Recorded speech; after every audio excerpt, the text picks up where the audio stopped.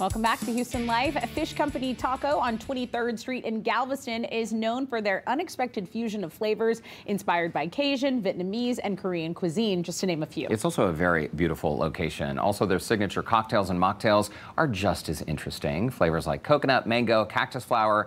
Everyone can find a tasty way to cool off. Joining us with step-by-step recipes for creating our own frescas at home, Fish Company Taco owner Raz Halili and executive chef Joe Cervantes. Gentlemen, welcome back to the show. It's nice to see you both. Raz, the mocktail version, we love this because you aren't drinking, your wife last year was pregnant, and you created this because you wanted something delicious to enjoy. Yeah, so I don't drink, never have. It's not been my thing, and you know, when we were building out Fishco last year and the drink menu for it, my wife was pregnant at the time, and we had the good thought of, look, you're going down to the beach, you want, you're gonna have kids with you, it's a limited menu, so I wanted to create, something that was a mocktail, but you could also, mix it up and have your favorite liquor in there. Yeah, they're so colorful and fruity, and yeah, perfect. I mean, a kid would be excited to get one of these pink drinks or something like that, and then to keep, people who are like pregnant in mind. That's also awesome. Absolutely. All right, let's talk about Fish Taco Company, because it's a spot that people can run in for. What Fish Company Taco for?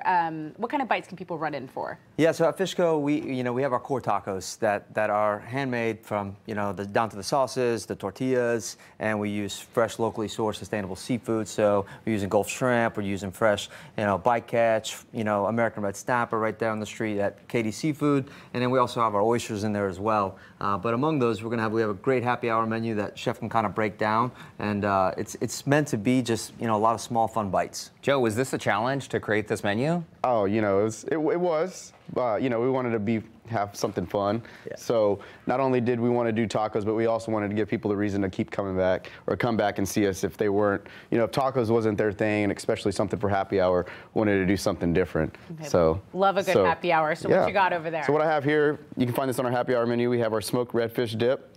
We serve that with some hot sauce. This is like a familiar favorite. This is our crispy shrimp taco. And then we also have some curly fries that goes with that. I got some Vietnamese wings that we just toss in like a chili garlic sauce and some fish sauce that we reduced down. Then we glaze it with that. So you got a sweet, savory, and a little spice notes to that. We change our crudos every other 2 weeks. So for this week, we're doing our Gulf red snapper crudo. It's a garlic chili sauce, and then we also have some micro cilantro and shaved onions.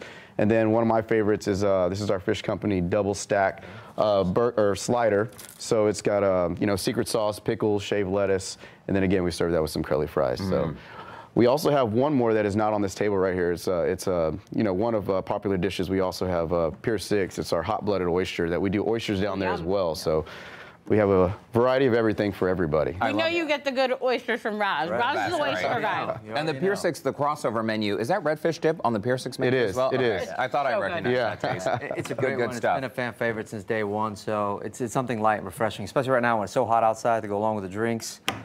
Anytime y'all are developing a new menu, you hit us up because we're good taste testers. Speaking of the drinks, but we can taste.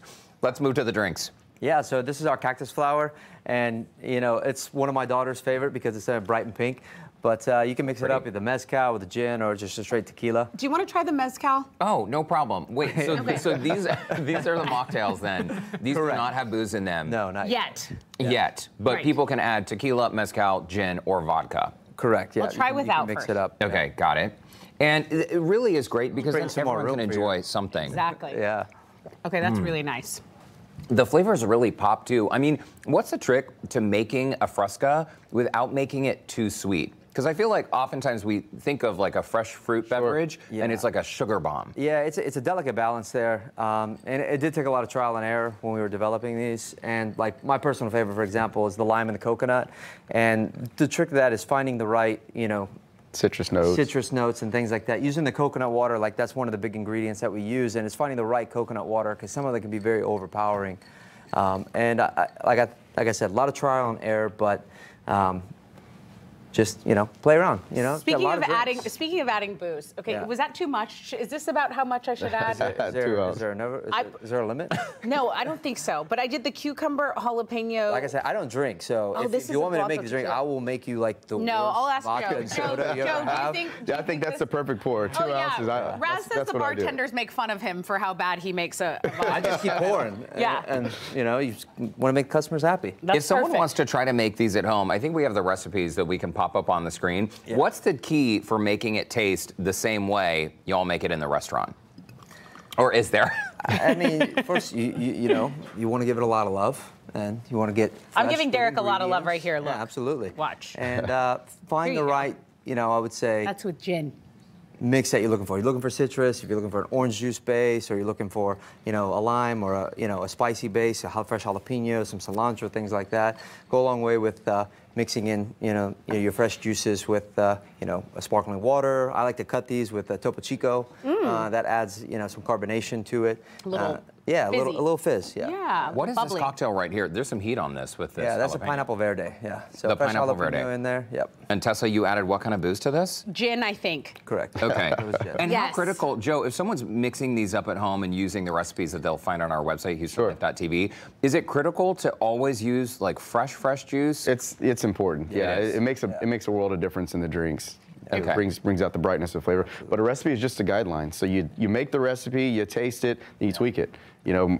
If it's too sweet, you add a little bit more of citrus juice or a little bit more booze, and just to bring it up. Topo Chico is always a good one to kind of brighten it up, like you said. A good equalizer. Yeah. So those are good tips. Yeah, for sure. They're pretty. They're vibrant. Raz Halili, Joe Cervantes, thanks so much for stopping by. Thank you We'll for having us. see you down at the restaurant, 23rd Street, right? A couple blocks off the seawall. Yeah, is that right right? off the seawall, one block off. So Okay, we'll see you down there. Miss it. Nice and beautiful. We will be sharing these recipes, by the way, on our website later today, HoustonLife.tv.